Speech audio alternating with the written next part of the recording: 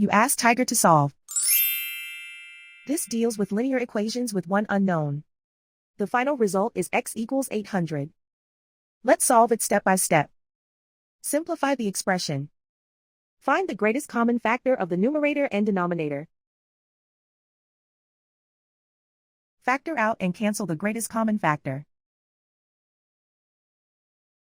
Find the greatest common factor of the numerator and denominator. Factor out and cancel the greatest common factor. Simplify the fraction. Multiply the coefficients.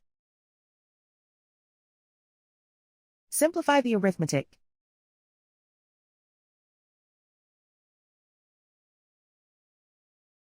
Isolate the x. Multiply both sides by inverse fraction 160 over 253. Group like terms. Multiply the coefficients. Simplify the fraction. Multiply the fractions. Simplify the arithmetic. And so the final result is x equals 800.